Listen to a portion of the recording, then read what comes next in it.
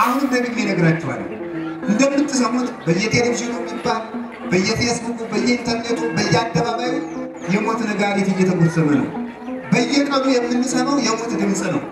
ሁላችንም የት ሀገር ሄደን እናምልጥ የምንልበት ጊዜ ሆኗል። ግን አንድ ማምለጫ እነግራችኋለሁ፣ እሱም ኢየሱስ ክርስቶስ ነው። በመድኃኔዓለም የሚያምን ሁሉ ሞት አይገዛቸው፣ ሞት አይሰለጥንባቸው።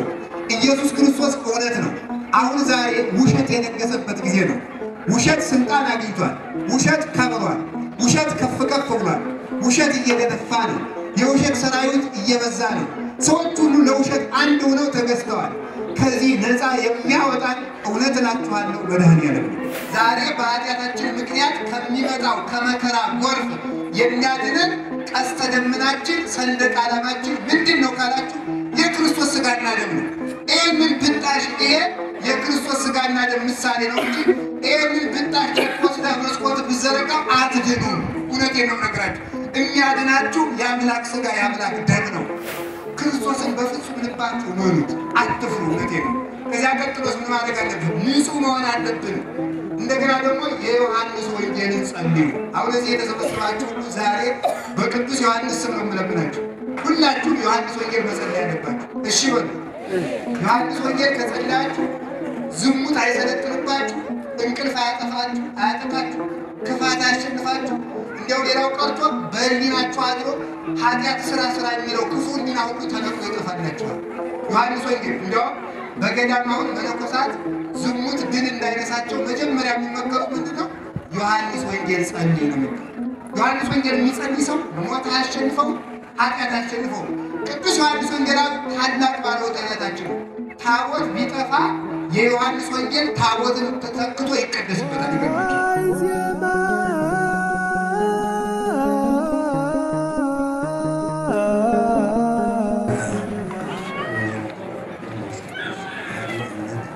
በስመ አብ ወወልድ ወመንፈስ ቅዱስ አሐዱ አምላክ። በስመ አብ ወወልድ ወመንፈስ ቅዱስ አሐዱ አምላክ። በባሕርዩ ሞት በመንግሥቱ ሽረት የሌለበት ቅድመ ዓለም የነበረ ዓለምን የፈጠረ ዓለምን አሳልፎ የሚኖር የአባቶቻችን አምላክ ቅዱስ እግዚአብሔር በሀብት ስቦ በረድኤት አቅርቦ በቅዱስ ቦታው ስለሰበሰበን ለዚህም ቀን ስላደረሰን ስሙ የተመሰገነ ይሁን። እግዚአብሔርን የወለደችልን እናታችን ቅድስት ድንግል ማርያም ወላዲተ አምላክ ቅዱስ ሥጋውን የቆረሰበት ቅዱስ ደሙን ያፈሰሰበት ቅዱስ መስቀሉ መላእክት፣ ቅዱሳን ነቢያት በዛሬው ዕለት ከምናከብረው መሠረተ ሃይማኖት ከሚሆን ከሐዋርያው ከቅዱስ ዮሐንስ ጀምሮ ሌሎችም ሐዋርያት፣ ሰማዕታት፣ ደናግል፣ መነኮሳት፣ ቅዱሳን እግዚአብሔር ያከበረው ስማቸው የከበረ ይሁን። በረከታቸው ይደርብን። የተከበሩ አባታችን መጋቤ ምስጢር መምህር ፍሬ ስብሐት የዚህ ታላቅ ደብር አስተዳዳሪ፣ የተከበራችሁ ሊቃውንተ ቤተ ክርስቲያን፣ መምህራን በየማዕረጋችሁ፣ ካህናት፣ አባቶች፣ ዲያቆናት፣ ወንድሞች፣ የእግዚአብሔር ቤተሰቦች ሁላችሁ አንድ አምላክ በሚሆን በአብ በወልድ በመንፈስ ቅዱስ ስም እንደምን አደራችሁ? እንደምን ሰነበታችሁ? እንደምን ቆያችሁ? እስከዚች ሰዓት ያደረሰን የአበው አምላክ ቅዱስ እግዚአብሔር ስሙ የተመሰገነ ይሁን። ሁላችሁንም እንኳን ለዚህ የተቀደሰ ቀን ሞት ለተሸነፈበት ለዚህ ቀን አደረሳችሁ። በመካከላችን ተገኝቶ እንዲያስተምረን ቅዱስ ፈቃዱ ይሆንልን። ወአልቦ እንከ ስልጣነ ሞት ላይ ልዕሉ፣ ሞት በእነዚህ ላይ ስልጣን የለውም በሚል ርዕስ እንማማራለን። ራእየ ዮሐንስ ምዕራፍ 20 ቁጥር 6 ላይ የምናገኘው ኃይለ ቃል ነው። ሁላችሁም እንዲህ ብትሉ ጥሩ ነው። ሞት በእነዚህ ላይ በሉ ስልጣን የለውም። ድገሙ። ሞት በእነዚህ ላይ ስልጣን የለውም። ሶስተኛ በሉ። ሞት በእነዚህ ላይ ምን የለውም? ስልጣን የለውም፣ ወይም በእነዚህ ላይ የሞት ስልጣን የለባቸውም ተብሎ ተተርጉሟል። እጅ አድርገን ኃይለ ቃሉን ስንወስደው እንዲህ ተብሎ ይነበባል ማለት ነው። ብፁዕ ወቅዱስ ዘረከበ ክፍለ በይቲ ዕለት እንተ ትቀድም መጽአ አስቀድማ በምትመጣው በዚያች ቀን እድል ፈንታ ጽወተ ጽዋ ተርታ ያገኘ ሰው ንዑድ ክቡር ነው፣ ብፁዕ ነው፣ ቅዱስ ነው። አስቀድማ በምትመጣው ዕለት ጽዋ ተርታ እድል ፈንታ ያገኘ ሰው ብፁዕ ነው። ወአልቦ እንከ ስልጣነ ሞት ላዕለ እሉ የመጀመሪያዊቱን እድል ያገኙ ሰዎች በእነሱ ላይ የሞት ስልጣን የለባቸውም። እስመ ይከውኑ ካህናቲሁ ለእግዚአብሔር ወለክርስቶስ ለእግዚአብሔር አብ ለእግዚአብሔር መንፈስ ቅዱስ ሰው ለሆነ ለጌታችን ለመድኃኒታችን ለኢየሱስ ክርስቶስ ካህናት አገልጋዮች ይሆናሉና በእነዚህ ላይ የሞት ስልጣን የለባቸውም። ወይነግሡ ምስሌሁ 10 ዓመተ 1000 ዓመትም ከእሱ ጋር ነግሰው ይኖራሉ ይላል። የመጀመሪያውን ትንሣኤ የተነሱ ሰዎች ከክርስቶስ ጋር 1000 ዓመት ነግሰው ይኖራሉ ይላል። የመጀመሪያውን ትንሣኤ የተነሱ ሰዎች ከክርስቶስ ጋር 1000 ዓመት ይኖራሉ። በዚህ አካባቢ ድምፅ ባይበዛ በጣም ጥሩ ነው። እናንተም ሀሳባችሁን ወደዚህ አድርጉ። አባቶቻችን ወንጌል የሰበኩም የተሰበኩም እየተገረፉ ነው። እናንተ ደግሞ አንድ ኮሽ ሲል ልባችሁ ወደዚህ ይዞራል ማለት ነው። ስለዚህ ሀሳባችሁን ወዲህ መሰብሰብ ይገባል። የዚህ ቃል ባለቤት ቅዱስ እግዚአብሔር ነው። የቃሉ ጸሐፊ ደግሞ አቡነ ቀለምሲስ ቅዱስ ዮሐንስ ወንጌላዊ የጻፈው ነው። እንግዲህ የመጀመሪያው ትንሣኤ ብሎ የጻፈው ነገር አለ። አንድ ሰው ሞትን ማሸነፍ የሚችለው በምንድን ነው ሲባል የመጀመሪያውን ትንሣኤ በማግኘት ነው ብሎ ይናገራል። አሁን በዚህ ወራት የመጀመሪያው ትንሣኤ መጥቷል፣ የመጀመሪያው ትንሣኤ ተቃርቧል ብለው የሚያጭበረብሩ ሰዎች አሉ። ራዕየ ዮሐንስ ምዕራፍ 20 መሰረት አድርገው ሐዋርያው ባልተናገረው መንገድ ያለ ዓላማው የገዛ ፈቃዳቸውን ዓላማ አድርገው የእግዚአብሔርን ቃል መጠቀሚያ የሚያደርጉ ሰዎች አሉ። የዓለም ትንሣኤ ተቃርቧል፣ የኢትዮጵያም ትንሣኤ ተቃርቧል ብለው ራዕየ ዮሐንስን ምዕራፍ 20 መሰረት አድርገው የሚንቀሳቀሱ ሰዎች አሉ። ለመሆኑ የኢትዮጵያ ትንሣኤም ሆነ የዓለም ትንሣኤ ወይም የመጀመሪያው ትንሣኤ ምንድን ነው? ሞትን የሚያሸንፉ ሰዎችስ ምንድን ናቸው? አንዳንድ ሰዎች ሞትን ለማሸነፍ በምዝገባ ላይ ናቸው። ሰምታችሁ እንደሆነ በየሚዲያው አሁን ሞትን ለማሸነፍ ሰው ሁሉ እየተሯሯጠ ምዝገባ ላይ ነው። አንዳንዶቹ ይህንን አሁን የምታዩትን ቀይ፣ ቢጫ፣ አረንጓዴ ባንዲራ ከቤቱ የሰቀለ ሰው ሞት አይነካውም ተብሎ አዋጅ እየነገረ ሰው ሁሉ እንዲህ ያለ ባንዲራ እየቆረጠ በየመስኮቱ እያንጠለጠለ በኪሱ ሁሉ ይዞ የሚራመድ አለ። አንዳንዱ ደግሞ ቀይ፣ ቢጫ፣ አረንጓዴ ፎጣ ገዝቶ ለብሶ ያንን ለብሶ በመዋሉ ሞትን የሚያሸንፍ ሰው የሚመስለው ሰውም አለ። እንዲህ ነው ወይ ግን ሞትን ማሸነፍ የሚቻለው በምንድን ነው? እርግጡን ቅዱስ ዮሐንስ ነግሮናል። እሱስ ሞትን ያሸነፈ በምንድን ነው? አሁን ዛሬ ጥር 4 ቀን ቅዱስ ዮሐንስ ሞትን ያሸነፈበት ቀን ነው። የቤተ ክርስቲያንም ትልቅ የተስፋዋ ቀን ነው። ይሄ ቀን በእውነቱ ተስፋዋን አስረግጣ ያየችበት ቀን ነው። ስለዚህ ትንሣኤ ልቡና ነው የሚባለው። ሰው ከሞት የሚያመልጥባቸው መንገዶች ምንድን ናቸው ሲባሉ የመጀመሪያው እምነት ነው። በእግዚአብሔር ያመነ ሰው ሞት አያሸንፈው። አንትሙኒ ታህዩ እስመ አነ ሕያው፣ እኔ ሕያው ነኝና ከኔ ሕያውነት የተነሳ እናንተም ሕያዋን ትሆናላችሁ። እግዚአብሔር ሕይወት ስለሆነ በእግዚአብሔር ያመነ ሰው ሞትን ያሸንፋል። አነ ውእቱ ትንሣኤ ወሕይወት፣ እኔ ትንሣኤና ሕይወት ነኝ። ዘየአምን በእመኒ ሞተ የሐዩ፣ በእኔ የሚያምን ሰው ቢሞት እንኳን ሞትን ድል አድርጎ ይነሳል ይላል ባለቤቱ ጌታችን መድኃኒታችን ኢየሱስ ክርስቶስ ዮሐንስ ወንጌል ምዕራፍ 11 ቁጥር 25 ላይ ሲናገር እኔ ሕይወት ነኝ፣ በእኔ የሚያምን ሰው እርሱ ሕይወትን ያገኛል። እሱ ሕይወት እንደሆነ የሚያምን ሰዎች የሞት ስልጣን በሱ ላይ የለባቸውም። በክርስቶስ ስም ያመኑ፣ በክርስቶስ ስም የተጠሩ ሰዎች፣ በሱ ስም የተጠመቁ ሰዎች ሞት በእነሱ ላይ አይሰለጥንባቸውም። ለምን? እርሱ ሕያው ስለሆነ። ከሕያው ስር አነ ውእቱ ጉንደ ሐረገ ወይን፣ እኔ የወይን ሐረግ ነኝ፣ ወአንትሙ አይጹቂሁ፣ እናንተ ቅርንጫፎች ናችሁ ብሎ ተናግሯል። ተመልከቱ፣ እሱ የሕይወት ዛፍ ነው። እሱ የሕይወት ዛፍ ነው። በሱ ስናምን ደግሞ እኛ የሕይወት ዛፍ ቅርንጫፎች ነን። የሕይወት ዛፍ ስለሆነ የሕይወት ዛፍ አይነቀልም፣ የሕይወት ዛፍ አይደርቅም፣ የሕይወት ዛፍ አይፈርስም፣ የሕይወት ዛፍ አይበሰብስም፣ የሕይወት ዛፍ አይቃጠልም፣ የሕይወት ዛፍ አይነቀልም፣ ውሃም አይወስደውም፣ ነፋስም አይወዘውዘውም። እኛ ደግሞ ከሕይወት ዛፍ ስለበቀልን እሱ ያመንበት አምላክ ሕይወት ስለሆነ ከሱ በእምነት የበቀልን ስለሆን እኛን ሞት ሊነቅለን አይቻለውም። ስለዚህ ምን አለ ተመልከቱ፣ ዝቅ ብሎ ዮሐንስ 15 ላይ አኮ አንተሙ ዘሐረይክሙኒ እናንተ አልመረጣችሁኝም አላ አነ ሐረይኩክሙ እኔ መረጥኳችሁኒ። ተመልከቱ ወእሬሰክሙ ከመ ትሁሩ ወፍሬ ትፍረዩ እንድትሄዱ በዓለም እንድትሰማሩ ፍሬ እንድታፈሩ እልካችኋለሁ። በውእቱ ፍሬክሙ ይነብር ለዓለም ይህ ፍሬያችሁም ለዘላለም ይኖራል። ይህ ፍሬያችሁ ለዘላለም ይኖራል ያለው ከዘላለም ዛፍ ከእሱ ስለበቀልን ነው። እርሱ የሕይወት ዛፍ ስለሆነ ነው። ስለዚህ በኢየሱስ ክርስቶስ ያመኑ ሰዎች በእሱ ስም የተጠሩ ሰዎች የሞት ስልጣን የለባቸውም።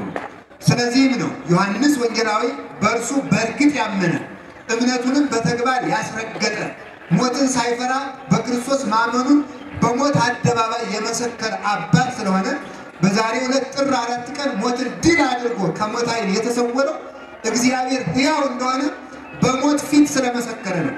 11ዱም ሐዋርያት ጌታችን መድኃኒታችን ኢየሱስ ክርስቶስ ሲያዝ የፍጥኝ ታስሮ ሲሄድ ሁሉም ፈርቶ ሲሸሽ፣ እርሱ ግን ክርስቶስ ሕይወት ነው፣ ከሕይወት ጋር ሆኜ ምን ያስፈራኛል? እሱ ትንሣኤ ነው፣ ከትንሣኤ ጋር ሆኜ ለምን ሞትን እፈራለሁ ብሎ እስከ መስቀሉ ስር ድረስ ብቻውን የተከተለ አባት ስለሆነ ከሌሎቹ 11ዱ ሲፈሩ እሱ ብቻውን ክርስቶስን ስላመነ ከ11ዱ ለይቶ ሞትን እንዳይቀምስ በሕይወት መጋረጃ ሰውሮ በዛሬው ዕለት ሞትን እንዲያሸንፍ አድርጎታል። ስለዚህ ክርስቶስን እንደ ቅዱስ ዮሐንስ ሞትን ሳይፈሩ ስቃይን ሳይፈሩ በኢየሱስ ክርስቶስ ስም አምነው የተከተሉ ሁሉ እነሱ የሞት ስልጣን የለባቸውም። አሁንም ደግሜ እነግራችኋለሁ፣ እንደምትሰሙት በየቴሌቪዥኑ የሚባል በየፌስቡኩ፣ በየኢንተርኔቱ፣ በየአደባባዩ የሞት ነጋሪት እየተጎሰመ ነው። በየቀኑ የምንሰማው የሞት ድምፅ ነው። ሁላችንም የት ሀገር ሄደን እናምልጥ የምንልበት ጊዜ ሆኗል። ግን አንድ ማምለጫ እነግራችኋለሁ፣ እሱም ኢየሱስ ክርስቶስ ነው። በመድኃኔዓለም የሚያምኑ ሁሉ ሞት አይገዛቸውም፣ ሞት አይሰለጥንባቸውም። ኢየሱስ ክርስቶስ እውነት ነው። አሁን ዛሬ ውሸት የነገሰበት ጊዜ ነው። ውሸት ስልጣን አግኝቷል። ውሸት ከብሯል። ውሸት ከፍ ከፍ ብሏል። ውሸት እየደነፋ ነው። የውሸት ሰራዊት እየበዛ ነው። ሰዎች ሁሉ ለውሸት አንድ ሆነው ተገዝተዋል።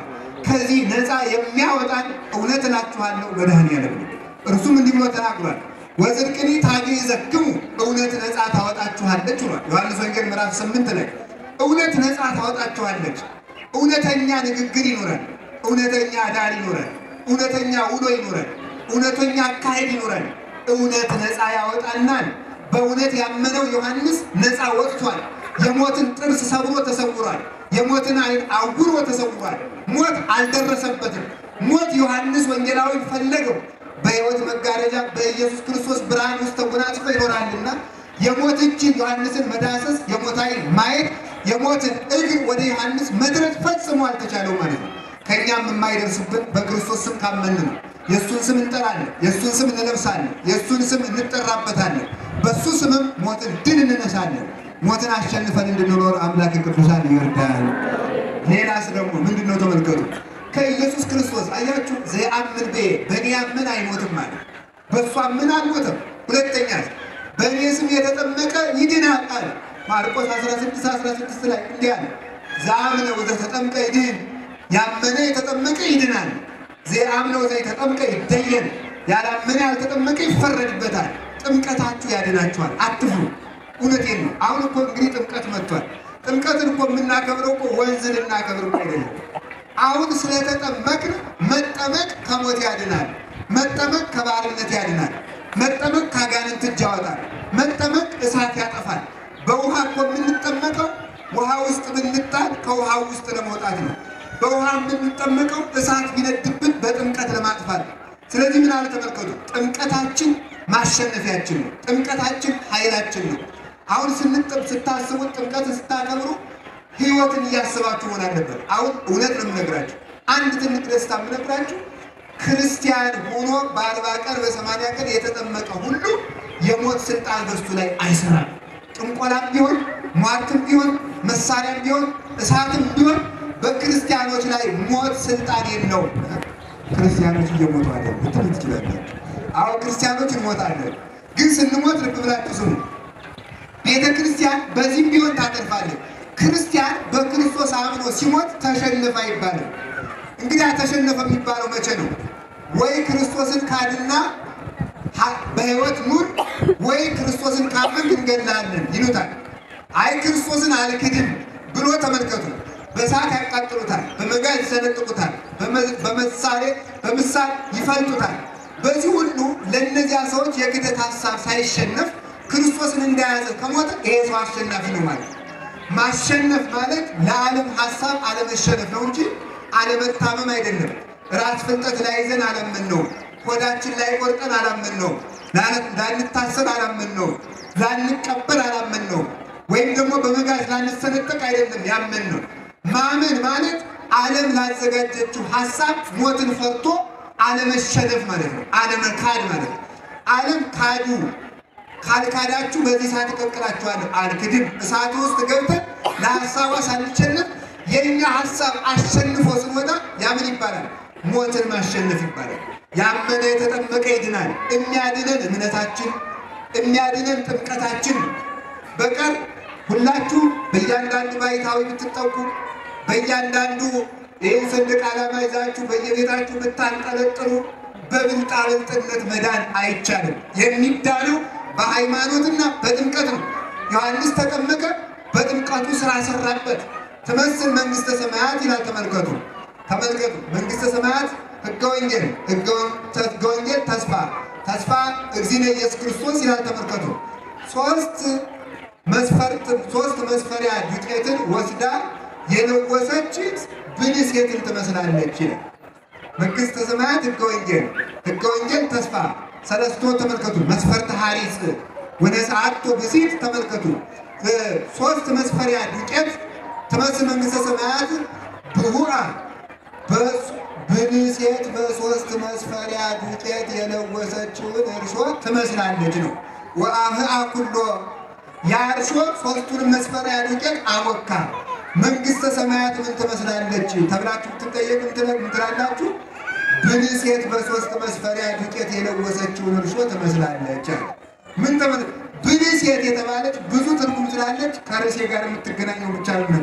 ይለውን ከመምህራን ትማሩታላችሁ። ብልህ ሴት የተባለች ማናት? ነፍስ ናት። እስኪ ነፍስ በሉ። ብልህ ሴት ማናት? ነፍስ ብልህ ሴት ትባላለች። ሶስት መስፈሪያ ዱቄት የተባለች ማን ናቸው? አብ ወልድ መንፈስ ቅዱስ ነው። እርሾ የተባለ ምንድን ነው? ጥምቀት ነው። ብልህ ሴት ነፍስ ናት። ሶስት መስፈሪያ ዱቄት አብ ወልድ መንፈስ ቅዱስ ነው። እርሾ የተባለ ጥምቀት ነው።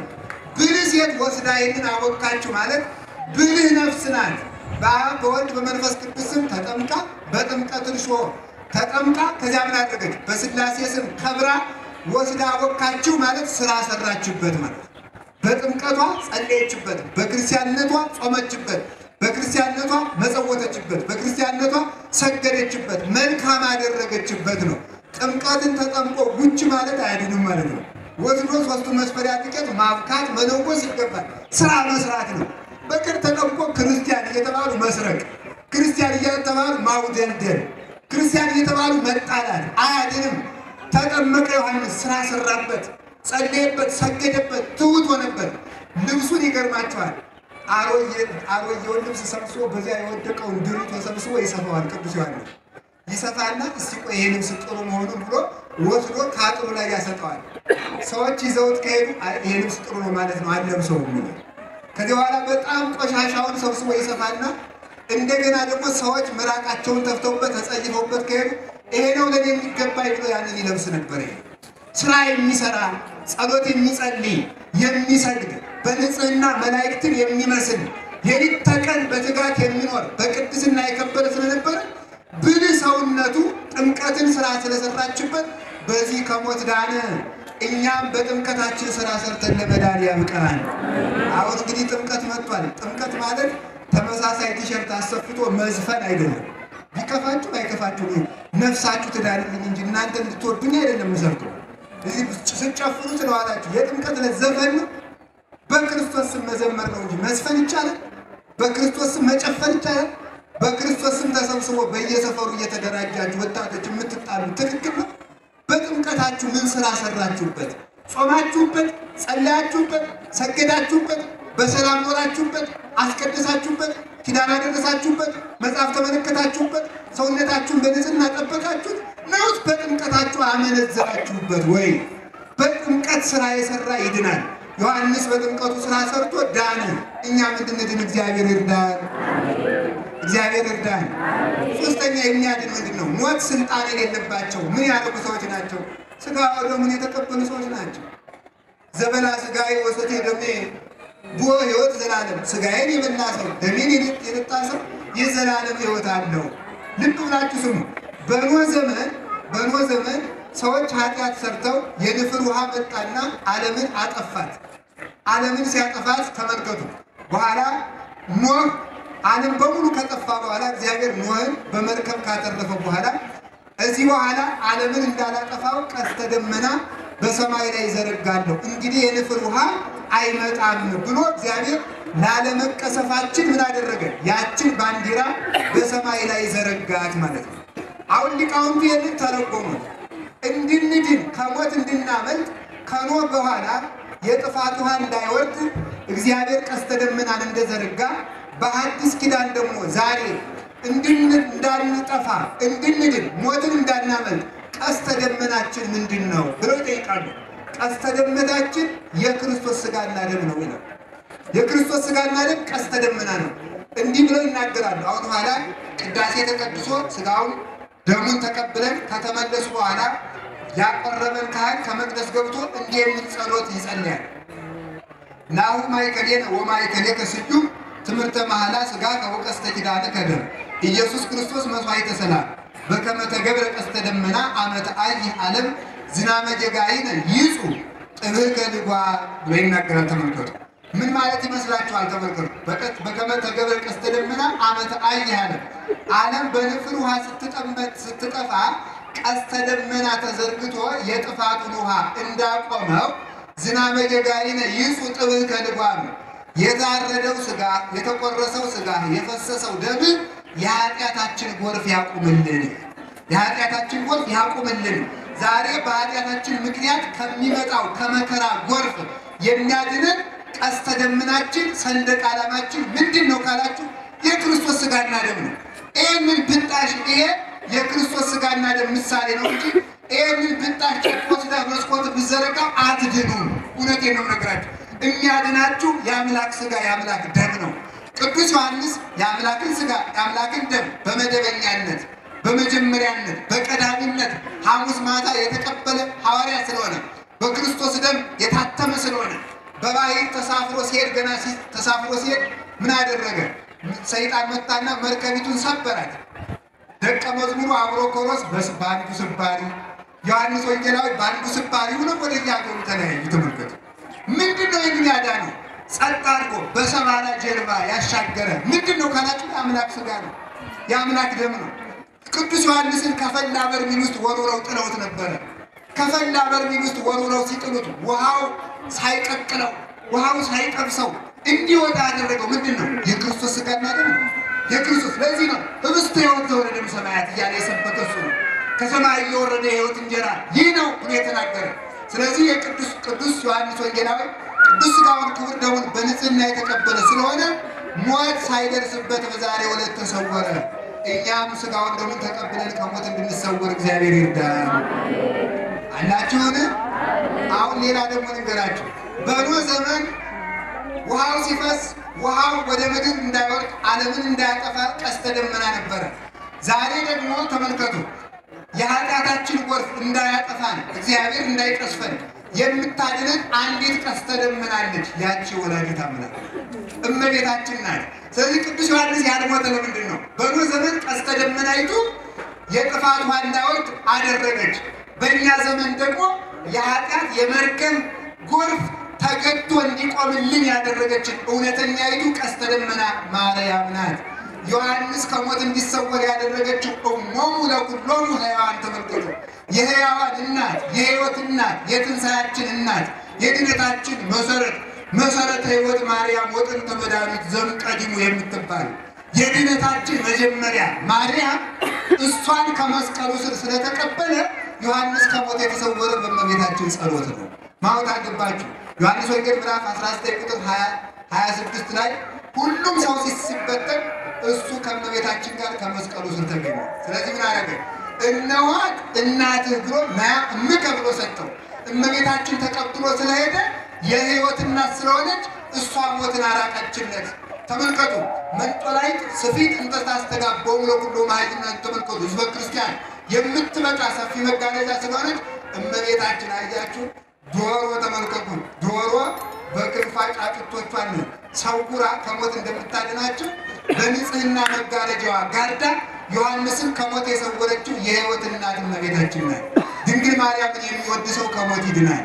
እመቤታችንን ስሟን የሚጠራ የሚጸልይ ሰው እውነተኛይቱ የስርየት መክደኛ ንስሐ ወምስጋድ ቀድሞ በብሉይ ኪዳን ሊቀ ካህናቱ ከመቅደስ ገብቶ በግ ሰውቶ የበጉን ደም ከመሰዊያው ረጭቶ የሕይወት ቃል ሰምቶ ለሕዝቡ ሲናገር በሕዝብ ላይ የታዘዘው መቅሰፍት ይርቅ ነበረ።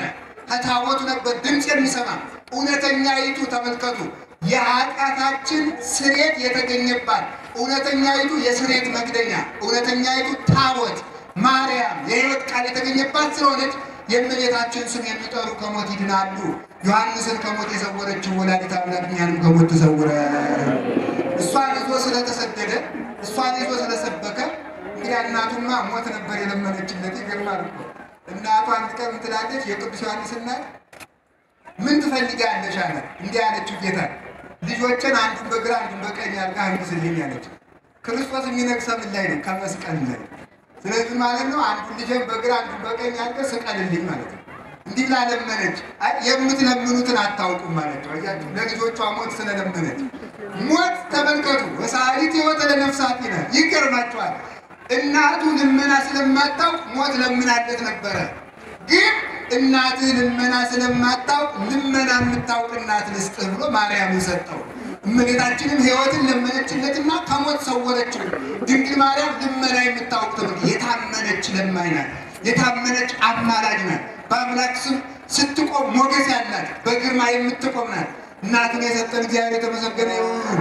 በእመቤታችን ረድኤት ከእነ ቅዱስ ዮሐንስ ሁላችን ከዓይነ ሞት ይሰውረን። ሦስተኛው ቀስተ ደመና ምንድን ነው? ሦስተኛው ቀስተ ደመና መስቀል ነው። የሁላችሁ ተመልከቱ። ከዓይነ ሞት በንፍር ውሃ ሲፈስ በኖህ ዘመን ቀስተ ደመናው ጋረደ። አሁን ደግሞ ከሞት የሚያድነን ቀስተ ደመና መስቀሉ ነው። መስቀል የአምላክ ዙፋን ነው። ክርስቶስ የነገሰበት ነው። ይኸው አራት ማዕዘን አለው አይደል? በላይ እግዚአብሔር ምሉ መሆኑን፣ በታች መሰረተ ዓለም መሆኑን፣ በግራ በቀኝ ዓለም ምሉ መሆኑን የሚያመለክት ተመልከቱ። የእግዚአብሔር ዙፋን ነው። በላይ ተመልከቱ። በላይ አንድ ጫፍ አለው፣ በታች አንድ ጫፍ አለው፣ በግራ አንድ ጫፍ አለው፣ በቀኝ አንድ ጫፍ አለው። ላዩና ታቹ ሰማይና ምድር የታረቁበት ስለሆነ ነው። ቀኝና ግራው ዓለም በአንድ ላይ የታረቀበት ስለሆነ ነው። ይሄ መስቀል የሰላም መስቀል ነው። ይህንን መስቀል የሚያምኑ ሁሉ የሞቱ ከታያውቃቸው፣ የበሽታ የጦርነቱ ከታያውቃቸው በመስቀሉ ፍርሃት ሲላችሁ አንገታችሁ ላይ ያለው መስቀል ግንባራችሁ ወደ ያርጉና አቤቱ በመንግስት አስበኝ፣ አቤቱ በመንግስት አስበኝ፣ አቤቱ በመንግስት አስበኝ ትሉ ፍርሃቱ ውልቅ ብሎ ይቀደላችኋል። ይሄ መስቀል ማዕዳችን ነው። የሕይወት እንጀራ ያገኘንበት፣ የሕይወት ፍሬ የጠገምንበት የመስቀል ጸጋ ይላል ቅዱስ ያሬድ። መስቀል አፈራ እናንተ ይላል። ወዮ እንደምን ድንቅ ነው! መስቀል አፈራ። በእርሱላችሁ መስቀል አፈራ በሉ። የሕይወት ፍሬ ክርስቶስን አፈራ። ዮሐንስ ሞትን ያሸነፈው መስቀሉን ተሸክሞ ነው። በመስቀሉ የመፈጠራችን ምስጢር እኮ ነው። ሰው ሲቆም ይኸውላችሁ ከራሱ እስከ እግሩ አንድ ቋሚ፣ እጁን ሲዘረጋው አግዳሚ። ሰው በተፈጥሮ እኮ መስቀል ነው። ክርስቲያኖችን አንገታቸው ላይ ያሰሩትን መስቀል በመበጠስ ክርስቲያንን ማጥፋት አይቻልም። ለምን? ሰው ሲቆም ራሱ መስቀል ስለሆነ ማለት ነው። ሰው መቆሙ በራሱ የማያምኑ ሰዎች ለበደላቸው ምክንያት የላቸውም። ስለ መስቀል አናምንም፣ ስለ መስቀል አልተማርንም፣ ስለ መስቀል አላነበብንም ቢሉ እንኳን ተፈጥሯችሁ መስቀል አይደለም አይታችሁ አታምኑም ብሎ ይፈርድባቸዋል። ተፈጥሯችሁ መስቀል ነው። ፍጥረታችን የሚጠብቀን እሱ ነው። የቅዱስ ዮሐንስ አምላክ እኛንም ከዓይነ ሞት ይሰውረን። ማማተብ ጥሩ ነው። እውነቴን ነው የምነግራችሁ። እጣታችሁን በትክክል አመሳቅላችሁ ዝም ብሎ እንዲህ ማለት አይደለም። በትክክል አመሳቅሎ መስቀል መስራት አጋንንትን ድል ይነሳዋል። አንድ ጊዜ አማቱ በሉ በስመ አብ ወወልድ ወመንፈስ ቅዱስ አሐዱ አምላክ ያለ እኮ ስንጀምር በስመ አብ ብለን ከግንባር ስንጀምር ግንባር መካነ አእምሮ ነው። ኋላ ሐሰተኛው ክርስቶስ ሲመጣ ስሙን የሚያስነቅሳቸው ከምን ላይ ነው? ከግንባር ላይ ነው። አእምሮን ስለሚቆጣጠር ናላን ስለሚቆጣጠር አእምሮን የሚቆጣጠረውን ሰይጣን አርቅልኝ ለማለት ከግንባር ይጀምራል። ከዚያ በኋላ በልቤ ያደረውን ሰይጣን ደግሞ አርቅልኝ ወደ ታች እንወርዳለን። በግራ አድሮ ተመልጦ በግራ የሚመጣውንም አርቅልኝ፣ በቀኝ የሚመጣውንም አርቅልኝ። ወይም ደግሞ ምን ማለት መሰላችሁ? አእምሮዬን ተቆጣጥሮ ልቤን ጨልጦ ገርግቶ ወደ ግራ ሲኦል ከሚወስደኝ ሰይጣን አድነን ወደ ቀኝ ገነት መልሰኝ ማለት እኮ ነው። እንዲህ የሚያድን ስለሆነ በዚህ መስቀል እንመክራለን። መስቀል ኃይል ጋሻ መሰረታችን ነው። በእውነቱ ነው። በመስቀል ሁሉም ነገር ድል እንነሳዋለን። ዮሐንስ ያሸነፈ በዚህ ነው። እኛም ሞትን ለማሸነፍ ያብቃል። አሜን በሉ እንጂ። እግዚአብሔር ከሁላችን ጋር ይሁን። የምትጠሉትን ብቻ ሳይሆን የምትወዱትን ነገር ስታገኙ ማማት ነው። አሁን የናፈቃችሁ ዘመን እንግዲህ ይመጣል። የጥምቀት አይደል? ዝም ብሎ ዘሎ መሳሳም አይደለም። ገና ሲመጣ በማማት ነው። በስመ አብ ወወልድ ወመንፈስ ቅዱስ ምን ተሰቅሎት እንደሚመጣ አይታወቅም። በዓለም ቢሆን ቤት ስትገቡ ሚስትም ባል ሲመጣ ማማት ነው። ሰው ስጦታ አሁን የምትወዱትን ሱፍ አሰፍቶ ቢሰጣችሁ፣ ወንበር አሰፍቶ ቢሰጣችሁ፣ ምንም ቴሌቪዥን ሊያመጣላችሁ ምንም ነገር ስትቀበሉ አማትባችሁ ነው። ወደ ቦታም ስትሄዱ አማትባችሁ ነው። በመስቀል አማትባችሁ ከወጣችሁ ከዚያ በኋላ መከራ ሊመጣ እንኳን የአክሊል መከራ ይመጣላችሁ። የማይደግም መከራ ይመጣል። በመስቀሉ ዓለምን ሁሉ ድል እንነሳዋለን። አይዟችሁ፣ የመስቀሉ ኃይል በሁላችን ላይ ጸንቶ ይኑርልን። ሌላስ እምንድን ምን አድርገን ነው? አንድ ነገር ልንገራችሁ። ንጽህና በሉ፣ ንጽህና በሉ። ዮሐንስን ከሞት የሰወረው ምኑ ነው ካላችሁ፣ ንጹህ ሰው ነበር። ፍጹም ንጹህ፣ ድንግልና የተከበረ። ይገርማችኋል። ዓለምን ያጠፋው ምንድን ነው ካላችሁ፣ መጀመሪያ ሞት ጎዳና ነው። ለምሳሌ አሁን ወደ ባጭ ወደሱ ዘወር በላባት ምን ያላችሁ ሞት የሚመጣ በምን ጎዳና ነው ስትሉ፣ ሞት የሚመጣ በኃጢአት ጎዳና ነው። በኃጢአት በኩል ምን ይመጣል? ሞት ይመጣል። አዳም ኃጢአት ሲሰራ ሞት መጣ። በንጽህና ደግሞ ምን ይመጣል? ሕይወት ይመጣል። አሁን ሔዋን እናታችን ስትበድል ኃጢአት አጎሰቆላት። በእሷ አድርጎ ምን መጣ? ሞት። ድንግል ማርያም እናታችን ንጽሕት ስለሆነች በንጽህና ሕይወት ይመጣል። በእሷ ምን መጣ? ሕይወት መጣ ማለት። በንጽህና ሕይወት ይመጣል። ከዚያ ሳ ተመልከቱ፣ በኃጢአት ሞት ይመጣል። አሁን ሞት የረከሰ ለምንድን ነው? ኃጢአት በዝቶ። ሕይወትን የሚያመጣውስ ምንድን ነው? ንጽህና። ዝም ብሎ በመሰብሰብ መንገድ ለመንገድ በማውደልደል በመፎከር ሕይወትን ማምጣት አይቻልም። ሕይወትን የሚያመጣው ንጽህና ነው። ሁላችንም ረክሰናል፣ እንንጻ። ሁላችንም ጎስቁለናል፣ መንጻት አለብን። ከውስጥ እስከ ውጭ ድረስ ሁላችንም ጉድፋችን መጠረግ አለበት። ንጹህ ከሆነ እናሸንፋለን። እና ቅዱስ ዮሐንስ ንጹህ ሰው ነበር። ከንጽህናው የተነሳ ጌታንም ይመስል ነበር። በቅድስና ጌታን ወደው በንጽህናው። እንደውም ምን ይላሉ አባቶቻችን? ንጹህ ለንጹህ ይሰጣል ይላል። እስኪ ንጹህ ለንጹህ በሉ። ካሉ ራሱ ያ ቅዱሳት ለቅዱሳን ቅዱሳት ስጋው ደግሞ የሚገቡ ለተቀደሱ ሰዎች ነው ይላል። ስለዚህ ምን እንደዚህ ስላችሁ ደግሞ እኔ ቅዱስ አይደለም አልቆርም አይባልም። በንስሐ የተቀደሰ ማለት ነው። አሁን ንጹህ ለንጹህ የሚገባ ከሆነ እንደው ከሌሎች ሐዋርያት ለይቶ ክርስቶስ እናቱን ለዮሐንስ የሰጠው ለምንድን ሲባል ንጹህ ለንጹህ ይገባልና እሱ ንጹህ ስለሆነ ንጽሕት እናቱን ለሱ ሰጠው ይላል። ንጹህ ለንጹህ ይሰጣልና ፍጹም ድንግል ነው። እንደውም ከዕለታት አንድ ቀን እንደው ከዚህ ሁሉ ሰው ንጹህ ማን ነው አለ ቅዱስ ዮሐንስ። ጌታ ነው እንዲህ አለ። ኋላ ዮሐንስ በጣም ፍጹም ድንግል ስለሆነ እንደው እናንተ እንደው እንጂ ሌላ ማምን ሰው ነው ብለህ ነው አለ። አያችሁ፣ ተመልከቱ። የዋህ ነው። ቅድስናውን አይቶ የራሱን ንጽህና አይቶ ዓለም ስለማይመኝ አይ እንዲህ ያለማ ነው ነው ብሎ ጌታም ሲተካከሉት አይወዱም። በዚያን ዕለት በሕልሙ መሰናክል ገጥሞት አደረ። አይ ጌታዬ ካንተ በቀር ንጹህ የለም አለ። ከዚያ በኋላ እንዲህ ሲል የጌታን መታጠቂያ ብድግ አድርጎ ታጠቀው ይላል። የጌታን መታጠቂያ ሲታጠቀው ፍትወት እንስሳዊት እንዳልተፈጠረ ሆኖ ጠፋለት። እንዳልተፈጠረ ማለት ነው። ፍጹም የኃጢአት ፍላጎት ከሰውነቱ ተነቅሎ ጠፋለት። ሰይጣን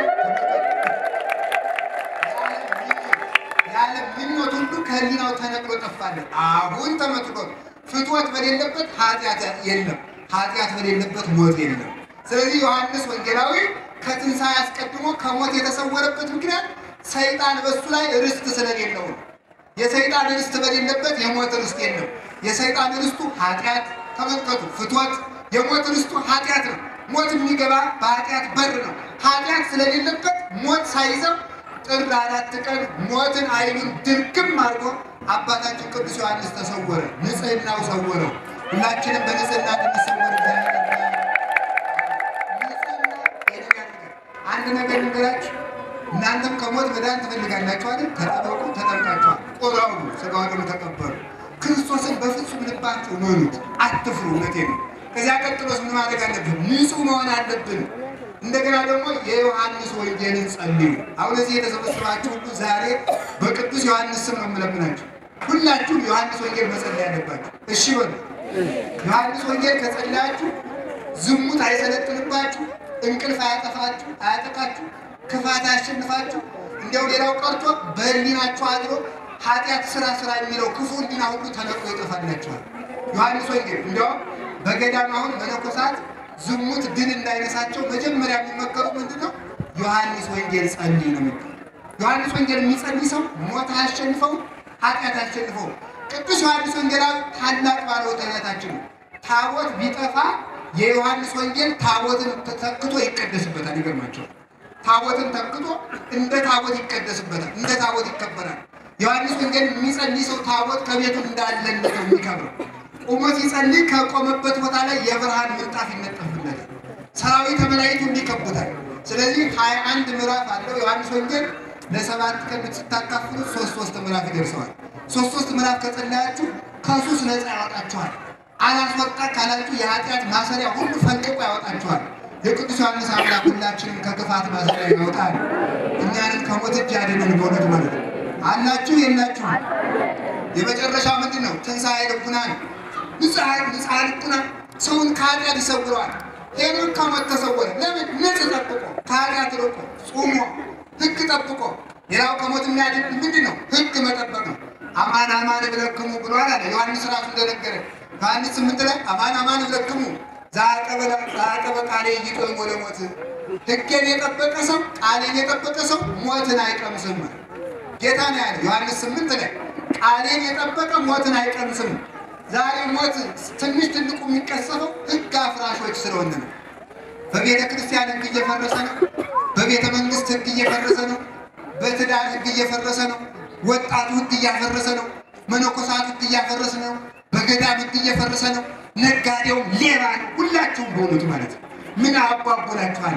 እዚህ ሌባ ያልሆነ ሰው የለም። አይናችን ሌባ፣ እጃችን ሌባ፣ እግራችን ሌባ፣ ልባችን ሌባ፣ ውሸታሞች ነን በእውነቱ ማለት ነው። ይሄ ነው ሕግ ስለምናፈርስ፣ ስርዓተ ቤተክርስቲያን ስለምንጥስ፣ ተነግረን ስለማንሰማ፣ በአለባበሳችን፣ በአመጋገባችን፣ በትዳሩ ስርዓት እየተጣሰ ገዳም ሕግ እየተሻሻለ እናንተ ናችሁ ሕግ የምትሻሻሉት። የከተማ ሰው ያደርጋል። የከተማ ሰው ደህና ጥሩ የነበረው መነኩሴ ይሄዱና ገዳም ሄደው አባ ስልክዎትን ስጡኝ መቀበል። ከዚያ በኋላ ምን ላምጣልዎት? ኧረ እንደው አይገባም፣ ምን ማያስፈልገኝ ልጅ ቆይ ለጨጓራዎት አበሽቱን ደግሞ እንትኒቱን ደግሞ እንትኒቱ። ከዚያ በኋላ መቅመስ ይጀምራል። ዓለምን ይቀምሳታል። መነኩሴ ሲቀምሳት ደግሞ ስትገደፍ ደግሞ ቋንጣይቱን ቅጥቅጥ አድርጋ በአገልግል ላይ ይዛለት ትሄዳለች። ሁለት ማለት እሰይ እናት እግዚአብሔር ይባርክሽ ቀድም መብላት። ከዚያ በኋላ አንዳንድ ቀን ደግሞ እየመጡ ከተማ የሚጠይቁን አባ እሺ። ከዚያ በኋላ ሲመጡ መጥተው ይቀራሉ ማለት ነው። ተባለ ይሄን ችግር ስርዓትን ለመነኮሳት ያዘን እየመሰለን ገዳም የምናበላሽ እኛ እኮ ነን። ገዳሙን የምንፈታው የማይገባ ነገር እየወሰድን ሽቱ ተረድታችሁ ገዳም ትሄዱና መነኩሴው ሽቱ እንዲገዛ ታደርጉታላችሁ። እውነቴን እኮ ነው የምነግራችሁ። ሰው እኮ ያየውን ነገር ይመኛል። የመነኩሴ አይምሮ እንደ ሕፃናት አይምሮ ነው። እንዳልተጻፈበት ንጹህ ወረቀት ነው። ያየውን ሁሉ ይመኛል። ለምን? ባዶውን ስለሚኖር ያየው ነገር ሁሉ ስስት ያድርበታል። ግን አሁን እየፈታን ስርዓተ ቤተክርስቲያን እያበላሸን፣ ክህነቱን እያበላሸን አንዳንድ ካህናትን ንገራችሁ ከዛሬ በኋላ ሕግ አታፍርሱ። ሴቶቹም ስንት ነገር እያበላሻችሁ ነው። ማምላክ ዲያቆናቱን ብቻችሁ ሆናችሁ በቤታችሁ ጸበል ጭል እያላችሁ እየጠራችሁ ካህናቱን እየጠራችሁ ክህነት የምታስጠሩ የላችሁ። ያቋቋም ተማሪው የድጓ ተማሪው ድርሳና ነው እንዲህ ብላችሁ ስጠሩ ብቻውን እየጠራችሁ በኃጢአት የምታሰናክሉ የላችሁ አላችሁ። ከመቼ በኋላ እየጠራችሁ ሰውን እኮ ወገኖቼ ሰውን ንጹሕ አድርጎ የሚያኖረው ጊዜና ቦታ ነው። ጊዜና ቦታ ከተመቻቸለት ማንም ሰው ወዳቂ ነው። ጊዜ ከገጠመው ያለ ጊዜ ከወደቀ ብቻውን ከገጠመው ሁሉም ሰው ደካማ ነው። ሰው አፈር ነው። ተዘከር ጊዜው ከመመሬት ነው። ይሄ አፈር መንሸራተቱ ሰው መሳሳቱ አይቀርም። ሰው ይበድላል። ስለዚህ ለሰው የኃጢአት ምክንያት መሆን የለብንም። ከሕግ እንድንመለስ አምላከ ቅዱሳን ይርዳል። ሕግ ስንጠብቅ እግዚአብሔር ሕይወታችን ይጠብቃል። ዮሐንስ ሕጉን ጠብቆ ያዘዘውን የክርስቶስን ወንጌል ጠብቆ በመኖር ንጹሕ ሐዋርያ ዮሐንስ ሕግ መጠበቁ ከሞት አፍ ጠብቆ ከሞት ተሰወረ። እናንተንም ከዓይነ ሞት ይሰውራችሁ፣ ሁላችንም ይሰውረን። ሌላው ምንድነው? ትንሣኤ ልቡና ነው። በትንሣኤ በዛቲ ዕለት እንተ ትቀድም መጽአ በመጀመሪያው ዕለት የተነሳ ሰው ሞት በሱ ላይ ስልጣን የለውም ማለት ምንድነው? ትንሣኤ ልቡና ነው።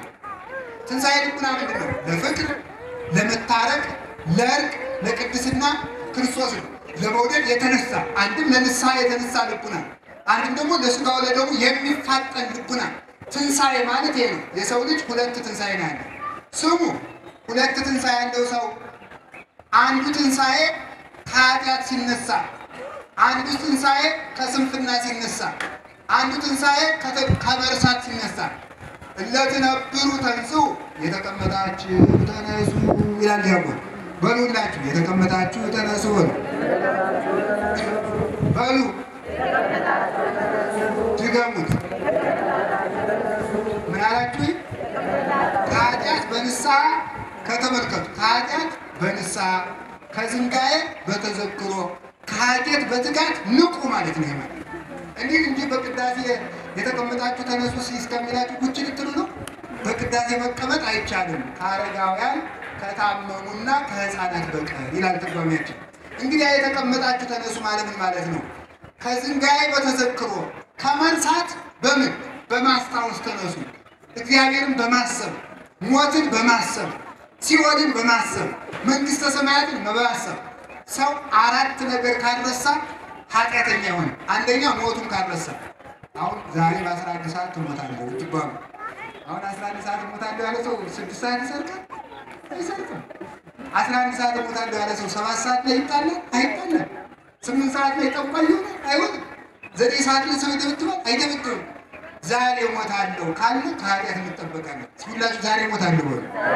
እግዚአብሔርን ማሰብ ሞትን ማሰብ ሲኦልን ያለ ሰዓት ማሰብ እንዲሁ ማሰብ ካቃታችሁ አደግን ከረጅ በክብሪት አንድ ቀን እንዲያውጣታችሁን ትንሽ ለኮሳ አርጉ። እዛ ሲያቃጥላችሁ ሲያሰኛችሁ አቅማዴ ይህንን እሳት ካልቻልከው ነገ ያኛውን እሳት ትችላለህ በሉት ለሰውነታችሁ። እንዲህ እኮ ይደረጋል እኮ በእውነቴ ማለት ነው። አባቶቻችን እኮ የድሮዎቹ ትልልቅ ካህናት ጧፍ እያበሩ ሲቀድሱ በጧፍ ጥቂት ለኮስ ያደርጉታል።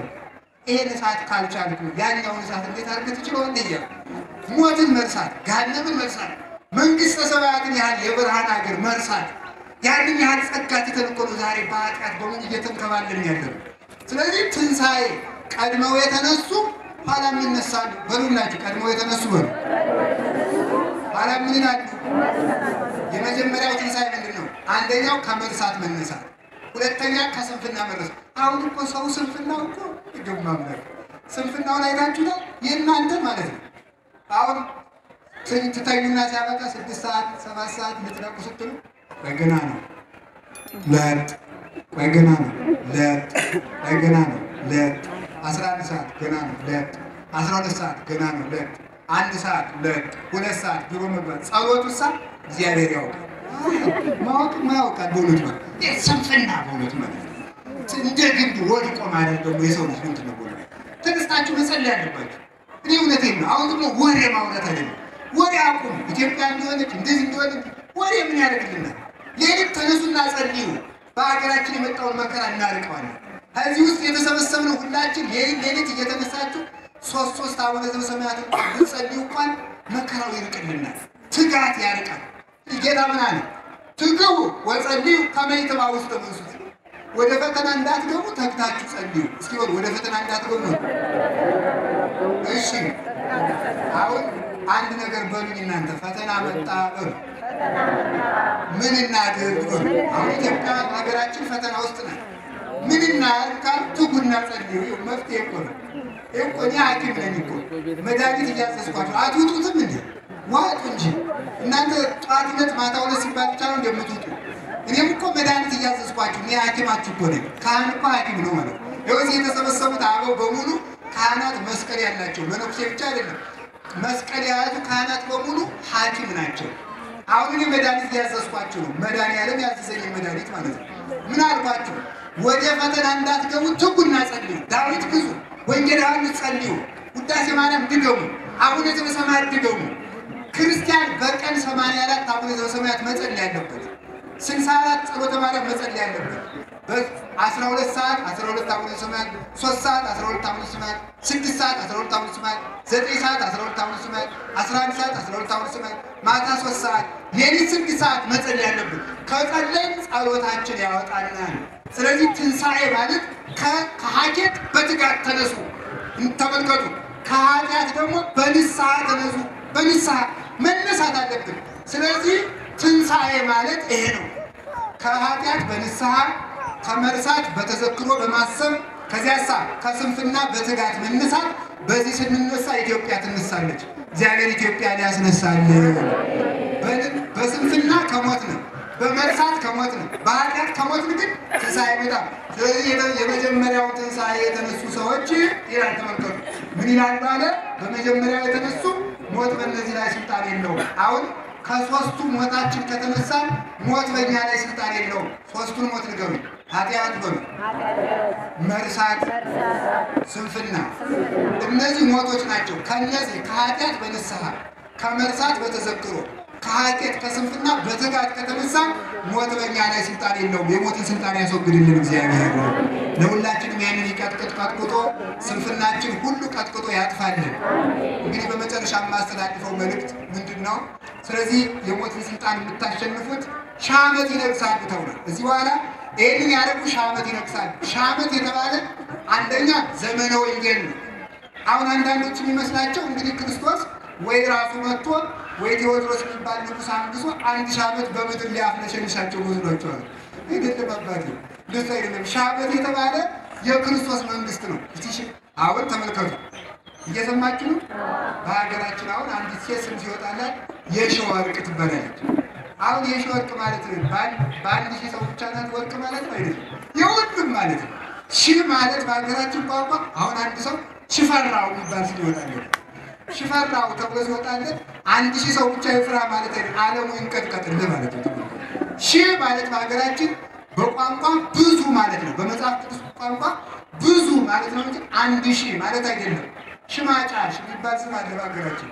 1000 ብቻ ማጫ ሊሰጣት ነው አይደለም፣ ብዙ ማለት ነው። ብዙ ጥሎሽ የምታደልሽ ነሽ ማለት ነው።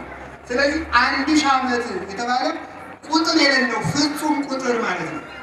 ስለዚህ ከትንሣኤ የመጀመሪያውን ትንሣኤ የተነሱ ሰዎች ከክርስቶስ ጋር 1000 ዓመት ይነግሳሉ ማለት ፍጹም ዘላለማዊ መንግስት ይሰጣቸዋል። አሁን ካህኑ ቅዳሴ ሲገባ በግብአተ መንጦ ላይ ጸሎት እንዲህ ነው። ኦ እግዚኦ ለስጆ ለዝንቱ ህብስት መብልዐ 10 ምዕተ ዓመት። በዚህ ጻይል ላይ ያለው ህብስት ይህንን ህብስት የ1000 ዓመት ምግብ አድርገው ይላል። አሁን ስጋው ደግሞ ለ1000 ዓመት ብቻ ነው የሚጠብቅ አይደለም፣ ዘላለም ማለት ነው። በቤተ ክርስቲያን 1000 የሚል ቁጥር ዘላለም ተብሎ ነው የሚተረጎመው እንጂ 1000 የሚያመለክት አይደለም። ስለዚህ ዘላለማዊ መንግስት ክርስቶስ እስከሚመጣ ድረስ 1000 ዓመት ፈጽመው ከክርስቶስ ጋር ይነግሳሉ። ስለዚህ ቅዱስ ዮሐንስ ሞትን ሳይቀምስ 1000 ዓመት ማለት ፍጹም በክርስቶስ መንግስት በዘመነ ወንጌል እስከ ክርስቶስ ትንሣኤ ድረስ እንዲኖር አድርጎታል። እኛንም ከሞት ሰውሮ ያቆየን ወዳጆች አላችሁን? እንዲሁ ከዚህ ተሰብስበን ዮሐንስ ወንጌላዊ ምን ያደረገልን አባት ነው የሚለውን በአጭር ደቂቃ ተናግሬ ወደ ቅዳሴያችን እንሄዳለን። ዮሐንስ ምን አድርጎልናል በሉላችሁ።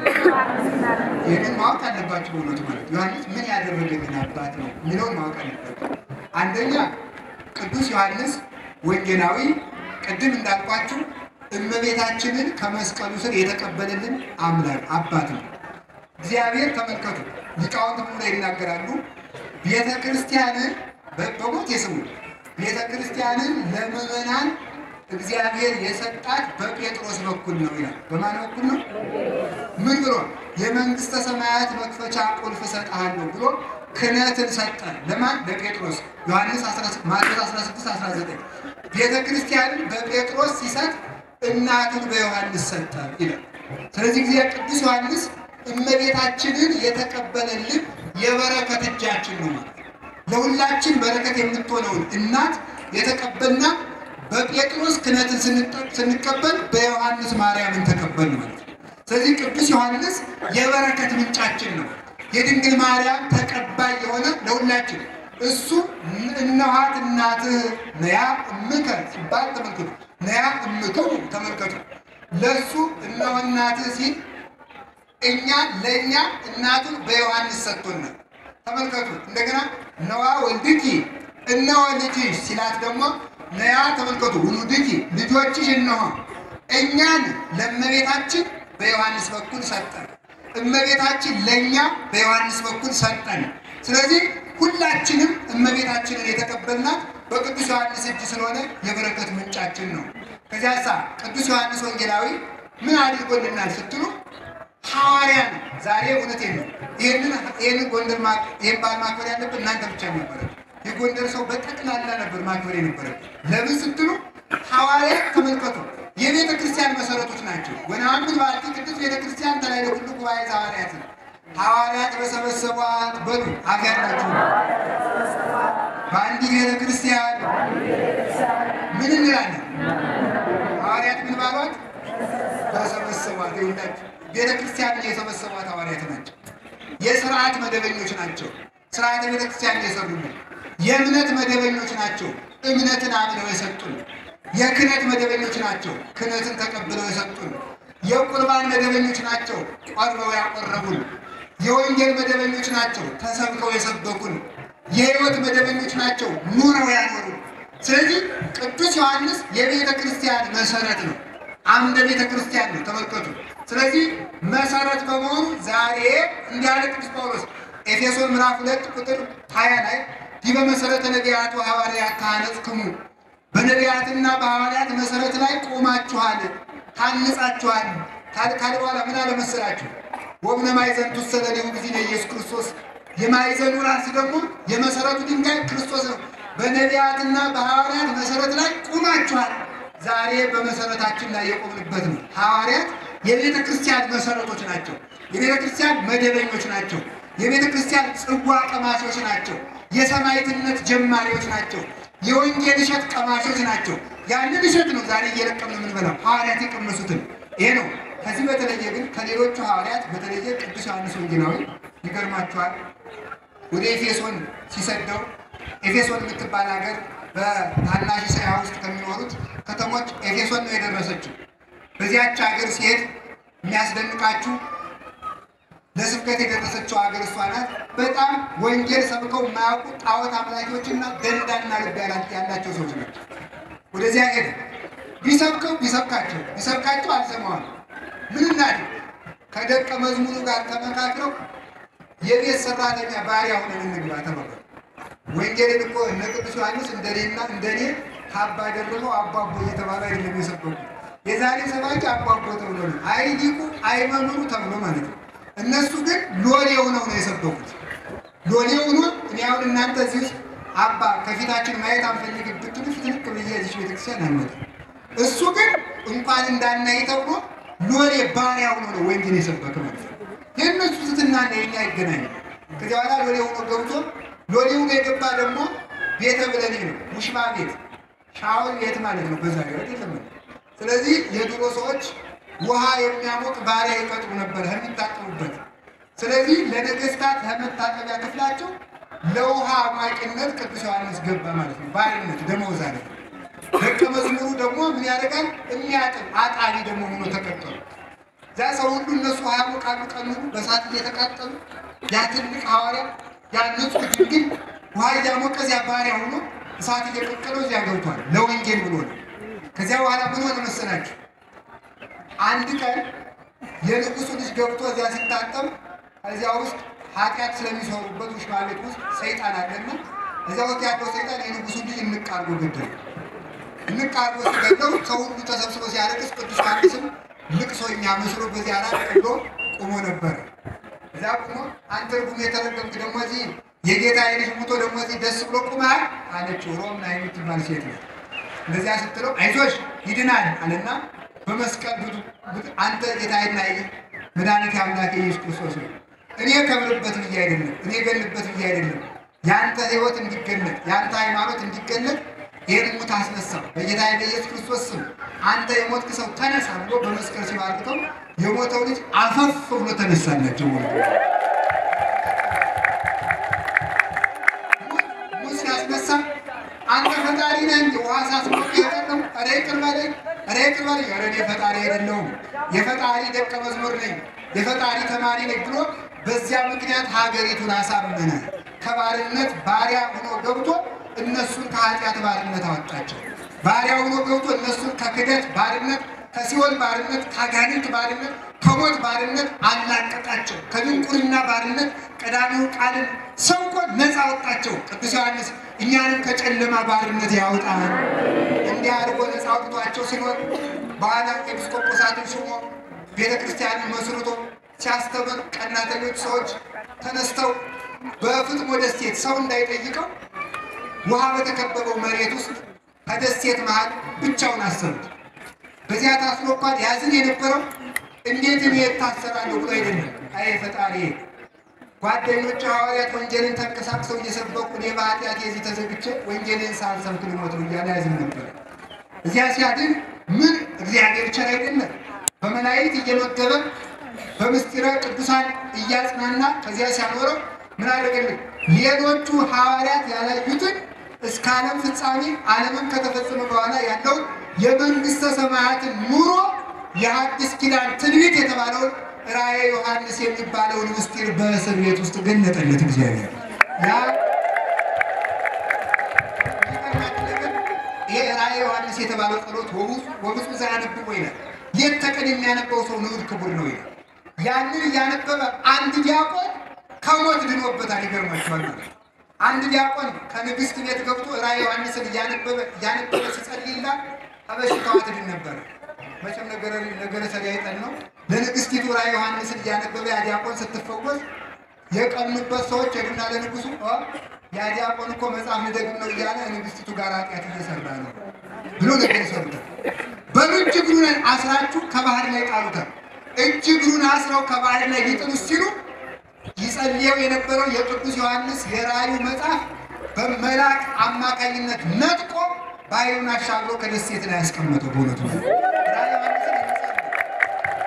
ቅዱስ ዮሐንስ እንኳንስ እሱን ሞት ሊደርስበት የእሱን ቃል የሚጸልዩ ራእዩን የሚጸልዩ ወንጌልን የሚጸልዩ ሁሉ ሞት አይደርስባቸው ሁላችንም ከዓይነ ሞት ይጠብቃቸው ስለዚህ ምን አደረገ ከዚህ በኋላ ከዚህ ሁሉ በላይ ደግሞ ምን አድርጎልናል የመጨረሻ ማስተላለፋት ማለት ቀዳሚው ቃል የምትለው ነው ቀዳሚው ቃል ራእየ ዮሐንስ ስለዚህ አቡቀለምሲስ ይባላል አቡቀለምሲስ ማለት ራእየ ኅቡዓት ማለት ነው የተሰወረውን ምስጢር የሚያውቅ ገና በመንግስተ ሰማያት የሚተረጎም መጽሐፍ የገለጠ የአዲስ ኪዳን ሐዋርያ ብቻ ሳይሆን ነብይ ነው ሐዋርያ ትንቢት ነው እሱ የሐዋርያት ነብይ ትንቢትን የተናገረ መጽሐፉን የአዲስ ኪዳን ትንቢት ተብሎ ይነገርለታል ከዚህ ሁሉ የሚደንቀው ደግሞ ቀዳሚው ቃል የሚለው ዮሐንስ ዘንስር ተብሎ የሚጠራው ከዚህ የተነሳ ነው የሚያስደንቃችሁ አንድ ነገር ልንገራችሁ ሱራፌልና ኪሩቤል ሥላሴን ያመሰግናሉ ምን አድርገው በክሌ ክነፊሆሙ ይከድኑ ገጾሙ በሁለት ክንፋቸው ፊታቸውን ሸፍነው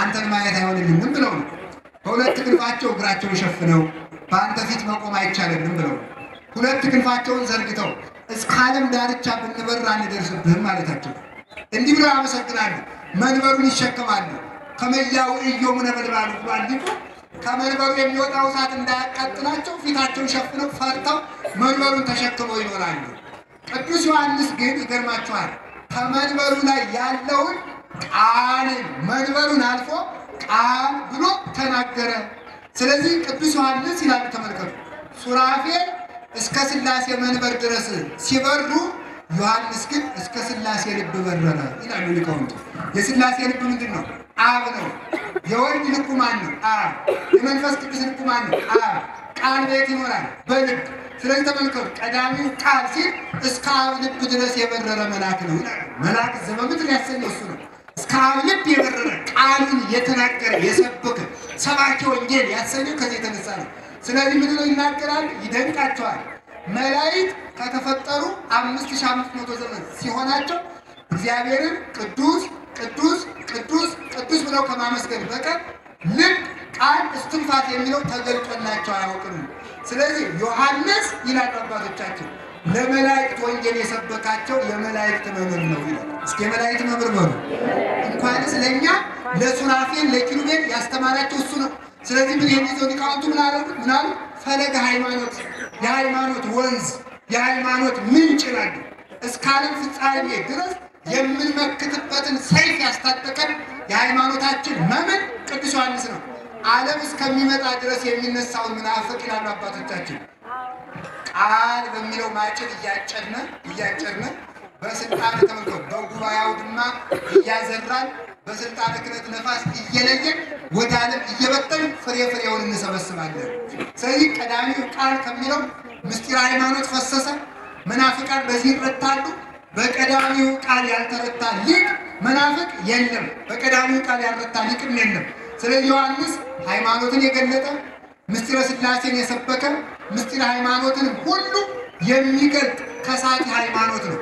የሚደንቃችሁ ቅዱስ ጎርጎርዮስ የሚባል ሊቅ ሥላሴ ሶስት ናቸው አንድ ናቸው አንድም ሶስት ነው ረኔ ነገር አይገባኝም አንድ ሆኖ ሶስት ሆኖ አንድ እንዴት መሆን ይቻላል ብሎ ሲጨነቅ እመቤታችን አለችው የሃይማኖትን ምስጢር የሚያውቅ ዮሐንስ ነው። ከዚያ ከስዕለ ማርያም እየሄደ ጎርጎርዮስ ያለቅስ ነበር። ኧረ እመቤቴ ግለጭልኝ አንድና ሶስት አንድ ነገር ሶስት አይሆንም ሶስት ነገር አንድ አይሆንም እንዴት ያለ ነገር ነው ብሎ ሲጨነቅ እመቤታችን ለዚህ መድኃኒቱ ዮሐንስ ነው ብላ ዮሐንስን ስትልክለት ምስጢረ ሥላሴ እንደ ምግብ እንደ መጠጥ ተግበዝቶ ፈሰሰለት ይላል። በዚህም ደስ ተሰኘች። ለዚህ እመቤታችን ለሁላችንም የቅዱስ ዮሐንስን የሃይማኖትን ምስጢር ትላክልን። ሁላችንንም ከዓይነ ሞት ይሰውረን። ዮሐንስ ያለውን ይህንን ሁሉ የያዙ በእነሱ ላይ የሞት ስልጣን የለባቸውም። ወስብሐት ለእግዚአብሔር።